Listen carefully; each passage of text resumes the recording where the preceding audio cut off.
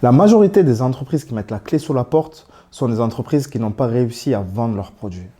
Les raisons peuvent être multiples, mais il est souvent dû à une méconnaissance de son processus d'achat client. Dans cette vidéo, je vais vous expliquer comment fonctionne le processus d'achat de n'importe quel client. Bien entendu, tout ce que vous allez apprendre dans cette vidéo, je ne le sors pas de ma poche. J'ai passé du temps à étudier, à lire et à essayer pour ma propre activité. Pour ceux qui ne me connaissent pas, je suis Thierry. Et le but de cette chaîne est de vous partager tout mon savoir et mon expérience sur l'entrepreneuriat. Si ce que je vous raconte vous plaît, n'hésitez pas à vous abonner et à me suivre sur Twitter. En plus de ça, j'ai une newsletter, donc n'hésitez pas à vous inscrire dessus aussi. Vous êtes bien installés? C'est parti!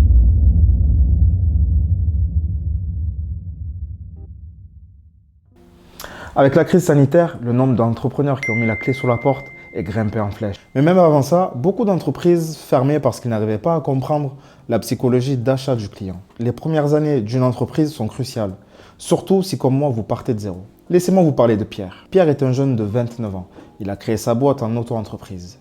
Et comme beaucoup, Pierre n'y connaît pas grand-chose à l'entrepreneuriat et compte sur sa seule compétence de designer pour vendre ses tasses de café. Je sais. La plupart d'entre vous connaissent la différence entre B2B et B2C. Mais si vous le voulez bien, mettons-nous à la place de Pierre qui vient de lancer son entreprise de tasses de café. Pierre ne sait pas encore que s'il vend aux entreprises exclusivement, il a une activité B2B, business to business. Et même s'il vend aux entreprises, Pierre doit savoir qui est son client direct. Parce que l'acheteur n'est pas forcément l'utilisateur. Ça peut être la personne responsable des achats, un décideur comme un responsable commercial qui décide d'acheter des goodies à offrir à ses clients, ou même parfois l'assistante qui filtre les mails. Maintenant, si Pierre décide de vendre à une personne lambda, alors il a un business B2C, business to consumer. Là aussi, il faut que Pierre sache qui est sa cible. Est-ce qu'il veut cibler des personnes qui achètent de la vaisselle chez Ikea? Ou plutôt la personne qui adore le café et qui serait prêt à dépenser un peu d'argent pour avoir une tasse de café qui développe les arômes du café? Quelques mois plus tard, nous retrouvons notre ami Pierre, amaigri, avec des poches sous les yeux. Pierre est stressé et on comprend vite que ce qui angoisse Pierre, c'est que son entreprise ne roule pas aussi bien que ce qu'il voudrait. Assis dans un coffee shop, une tasse de café devant lui, il observe un étrange manège. Un groupe de jeunes femmes en tailleur élégant ont acheté 4 tasses de ce coffee shop à un prix indécent vu la qualité du plastique et de la tasse. Il s'est alors demandé pourquoi elles ont fait ça, quel était le but. Ce que Pierre ne sait pas au moment précis de cette histoire, c'est que consommer peut avoir plusieurs raisons. On peut consommer pour répondre à un besoin. On peut consommer pour se divertir, comme aller au cinéma par exemple. On peut consommer pour faire partie d'une communauté, ou bien dans une recherche de gratification.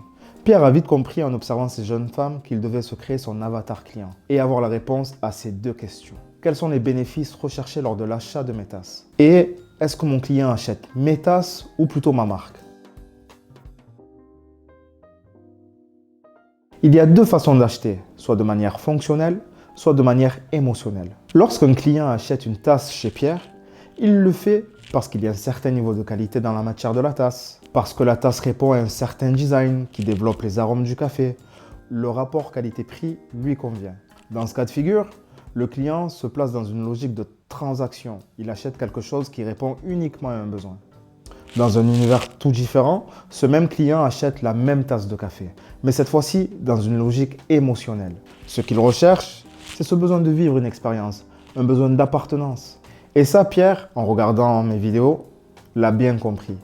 Il a catégorisé ses clients de deux manières. Les clients qui souhaitent réduire une douleur ou répondre à un besoin qui peut être la performance du produit, le rapport qualité-prix, le service client, et ceux qui souhaitent vivre une expérience. Et cette expérience peut être le plaisir, l'appartenance ou la convivialité. D'ailleurs, Pierre a liké pas mal de mes vidéos, donc la team, je vous invite à faire pareil. Pierre a compris en s'intéressant à son client que celui-ci avait un processus d'achat qu'il pouvait décomposer comme suit. La reconnaissance d'un problème. Je n'ai plus de tasse pour boire mon café le matin. La recherche d'informations.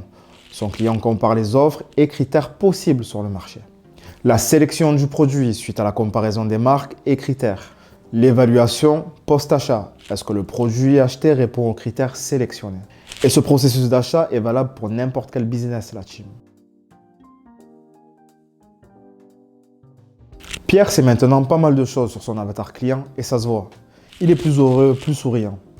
Il veut développer son chiffre d'affaires, mais pour ça, il a besoin de savoir ce que ressent son client lorsqu'il achète une tasse de café chez lui. Faire ça va lui permettre d'être plus précis dans sa communication et son marketing. Pour ça, il met en place un questionnaire que remplissent ses clients après avoir effectué un achat.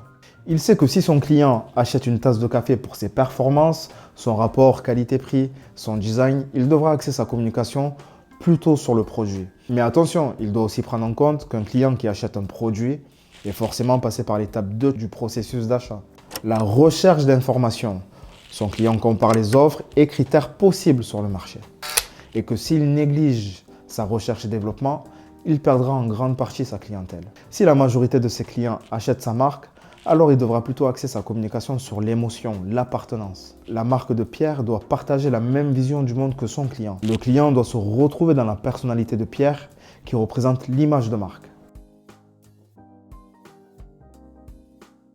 Pierre a constaté que certains éléments pouvaient perturber l'acte d'achat de son client. Il y a les événements personnels qui peuvent être familiales, par exemple. Ça peut être aussi un événement financier, une perte d'argent. Il y a aussi les événements socio-culturels. Par exemple, la communauté asiatique est plutôt connue pour être consommatrice de thé, sans stéréotype. Donc, s'installer dans un endroit à forte influence asiatique n'est pas tellement judicieux. Il y a aussi les contraintes de situation.